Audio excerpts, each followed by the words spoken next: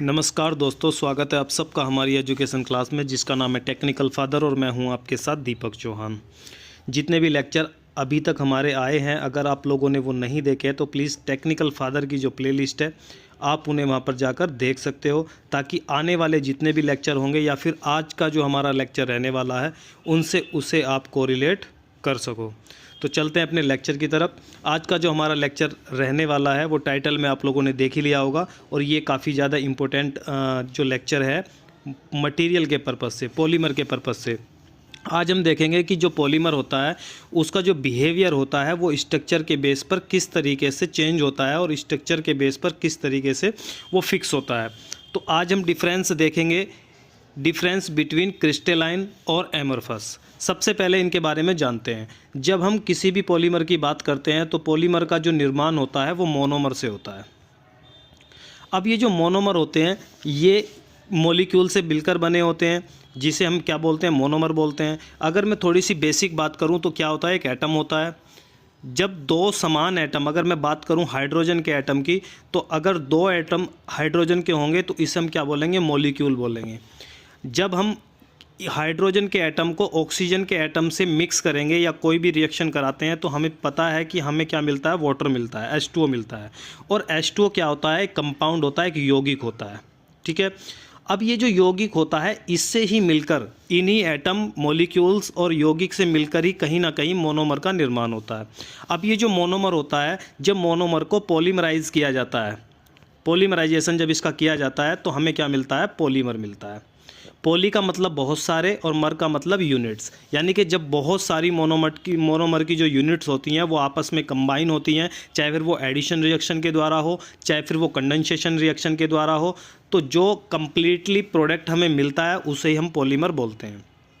अब ये जो पॉलीमर होता है ये दो तरीके से बिहेव करता है, दो तरीके से आप इसे देख सकते हो। सबसे पहले मैं आप लोगों को एग्जाम्पल दे देता हूँ। मान लो कि दो तरीके के पॉलीमर हैं, एक चेन से बना हुआ है, कुछ इस तरीके की चेन है, कुछ इस तरीके का आप लोग इसमें मोनोमर का जो संगठन है, अरेंजमेंट है, वो देख सकते हो। इसे आप बोलते हो, जो इसका अरेंजमेंट है वो क्या है, एक वे में है, एक लीनियर वे में है, फिक्स है कि इसी तरीके से इसकी जो चेन है वो बनी है। दूसरा, अगर मैं मोनोमर देखूं तो इसमें रैंडमली कोई भी मोनोमर कहीं भी पड़ा हुआ है, इसका कोई संगठित जो क्षेत्र है वो नहीं है, कोई भी संगठन नहीं है, अपनी मर्जी से कोई भी अरेंजमेंट इसका बना हुआ है रैंडमली। तो जब मैं रैंडमली की बात करता हूँ, जब मोनोमर किसी भी पॉलीमर में रैंडम जुड़े हों तो उसे हम बोलते हैं एमरफस। जब किसी भी पॉलीमर के अंदर जो मोनोमर होंगे वो एक अरेंजमेंट में फिक्स होते हैं उसे हम बोलते हैं क्रिस्टलाइन। ठीक है। और ये थर्मोप्लास्टिक की बात होती है जब हम थर्मोप्लास्टिक की बात करते हैं। दोनों का डिफरेंस आप लोगों ने समझा। अब हम थ्योरी के माध्यम से इन दोनों का कोर क्या क्या डिफरेंस होता है वो देख लेते हैं।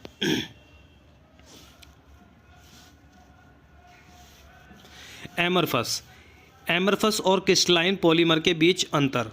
संरचना, जब हम स्ट्रक्चर की बात करते हैं तो जो एमरफस होते हैं इन पॉलीमर में अणु अनियमित और असंगठित तरीके से व्यवस्थित होते हैं। जैसा कि मैंने बताया कि एमरफस में जो मोनोमर होते हैं वो क्या होते हैं, रैंडमली कहीं पर भी पड़े हुए हैं। जब मैं बात करता हूं क्रिस्टलाइन की, इसका उदाहरण क्या है, पॉलीस्टायरीन। जो पॉलीस्टायरीन है वो किसका एग्जाम्पल है, वो एमरफस का एग्जाम्पल है। क्रिस्टलाइन में इन पॉलीमरों में अणु या मॉलिक्यूल या फिर मोनोमर आप बोल सकते हो, एक निश्चित पैटर्न में, एक अरेंजमेंट में व्यवस्थित होते हैं, संगठित होते हैं। उसका उदाहरण होता है पॉलीप्रोपिलीन, पीपी इसका एग्जाम्पल है, किसका, क्रिस्टलाइन का। पहला एक डिफरेंस हमने देखा। अब हम देखते हैं दूसरा डिफरेंस क्या होता है इसकी डेंसिटी में। जो एमरफस होते हैं उनकी जो डेंसिटी होती है वो कम होती है। अणु क्या होते हैं इसके, लूज होते हैं, इसलिए इसकी डेंसिटी क्या हो जाती है, कम हो जाती है। अब डेंसिटी का मतलब क्या होता है, डी इज इक्वल टू होता है m/v। यानी कि अगर कोई भी मोनोमर आपस में एक अरेंजमेंट में व्यवस्थित नहीं होगा या ओवर जो पैक होगी वो चेन नहीं होगी तो उसकी जो डेंसिटी है वो कम हो जाएगी, क्योंकि आयतन बढ़ जाएगा। वॉल्यूम जैसे ही किसी चीज़ का बढ़ता है तो डेंसिटी इसके अपोजिट होती है, यानी कि वॉल्यूम बढ़ता है, आयतन बढ़ता है तो डेंसिटी कम हो जाती है। और जैसे ही मास बढ़ेगा तो डेंसिटी बढ़ जाएगी। तो हमेशा जो एमरफस होता है उनकी जो डेंसिटी होती है वो क्रिस्टलाइन से कम होती है, क्योंकि इनकी जो मॉलिक्यूल होते हैं वो रैंडम क्रम में जुड़े होते हैं, वो व्यवस्थित नहीं होते हैं। क्रिस्टलाइन अधिक घनत्व होता है क्योंकि अणु एक निकटतम से जुड़े होते हैं। इनमें क्या होगा, जब अणु के जो बीच का फोर्स होगा वो निकटतम से जुड़े होंगे तो उनके बीच में जो गैप बनेगा वो कम बनेगा, तो वो आयतन ज़्यादा नहीं घेरेंगे। और हमने पढ़ा है डेंसिटी में कि आयतन कम होता है तो क्या होता है, डेंसिटी हमारी बढ़ जाती है। पारदर्शिता या ट्रांसपेरेंसी की अगर हम बात करते हैं तो एमरफस होते हैं अधिक पारदर्शी होते हैं। जो एमरफस होते हैं वो अधिक पारदर्शी होते हैं, ट्रांसपेरेंट होते हैं, क्योंकि इनकी जो स्ट्रक्चर होती है वो लाइट के प्रसार को रोकती नहीं है। जो लाइट होती है वो आर पार निकल जाती है। क्रिस्टलाइन की बात करते हैं तो ये अपारदर्शी होते हैं, ओपैक होते हैं, क्योंकि अणुओं का जो क्रम होता है वो प्रकाश को अधिक बिखेर देता है, उसे आर पार जाने नहीं देता है। इसी कारण से जो एमरफस होते हैं वो ज़्यादा ट्रांसपेरेंट होते हैं और क्रिस्टलाइन जो होते हैं वो ओपैक, इनकी जो प्रॉपर्टी होती है वो ओपैक होती है।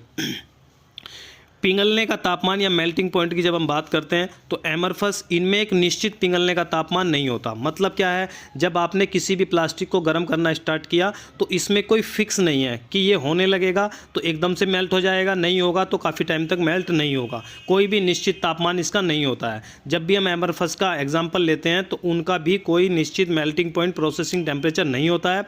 बढ़ाना भी पड़ सकता है, थ्योरी के बेस पर उसे घटाना भी पड़ सकता है। जब हम क्रिस्टलाइन की बात करते हैं तो क्रिस्टलाइन का जो संरचना होती है, स्ट्रक्चर होती है, वो पैक होती है, एक दूसरे से बहुत घनिष्ठता से जुड़े होते हैं, इसीलिए इनका जो मेल्टिंग पॉइंट होता है वो निश्चित होता है।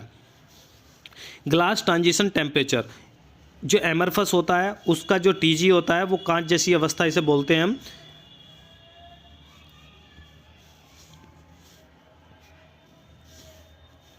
मैकेनिकल गुण या मैकेनिकल प्रॉपर्टी, एमरफस नरम और लचीले होते हैं, सॉफ्ट होते हैं और फ्लेक्सिबल होते हैं। क्रिस्टलाइन कठोर होते हैं, रिजिड होते हैं और ये मजबूत होते हैं, स्ट्रॉन्ग होते हैं।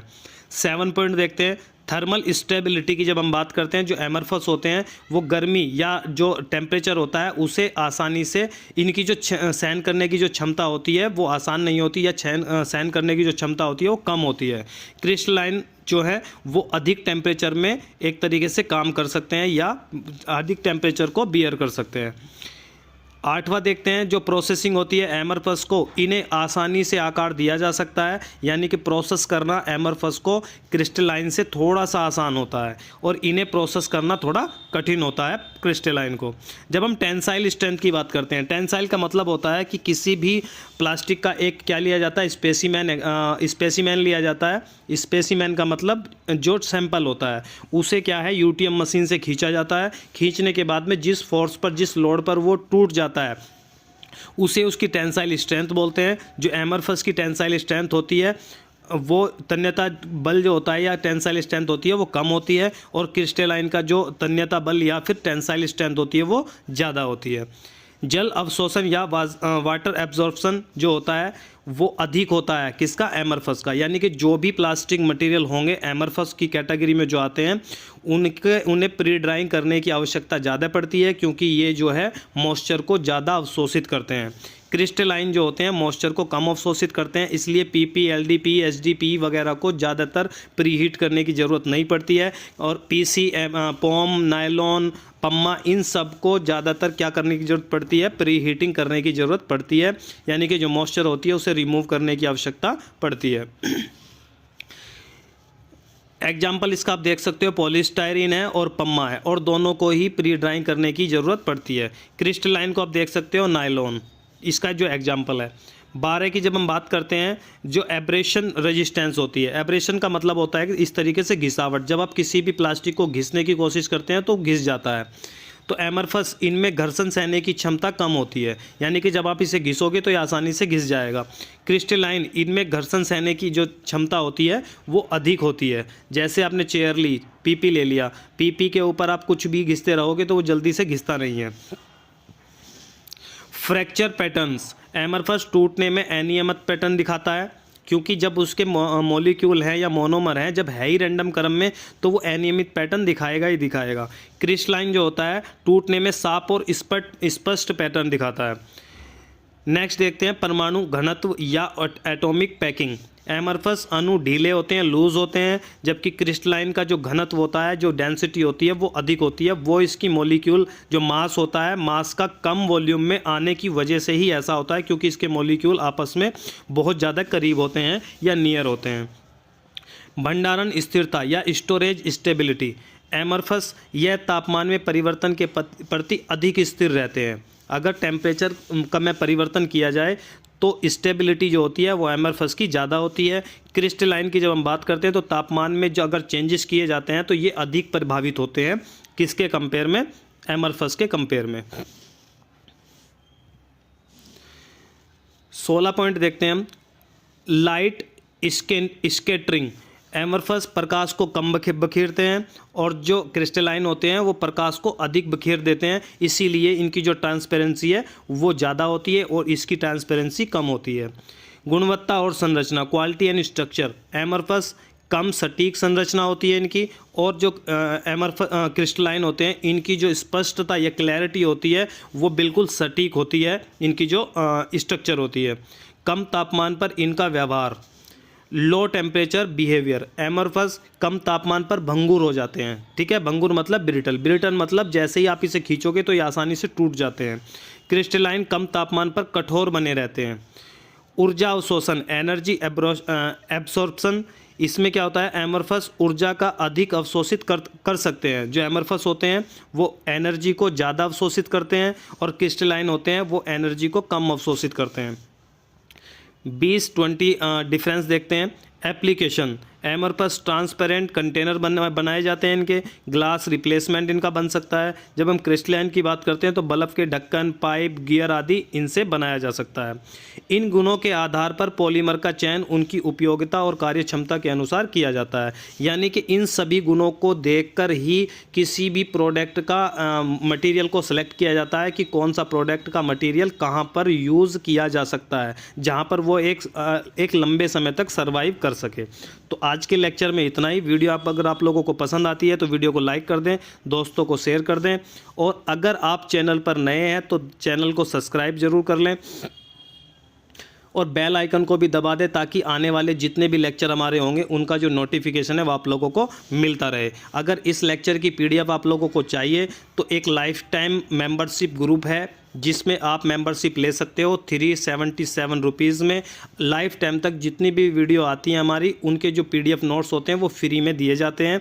इसलिए आप इसे हमारे व्हाट्सअप नंबर पर जाकर मैसेज करिए, वहाँ पर आपको प्रोसीजर बताया जाएगा, उसे आप वहाँ पर जाकर ज्वाइन कर सकते हो। नंबर मैं आप लोगों को बता देता हूँ, बाकी आप लोगों को थंबनेल में नंबर मिल जाएगा। 98 96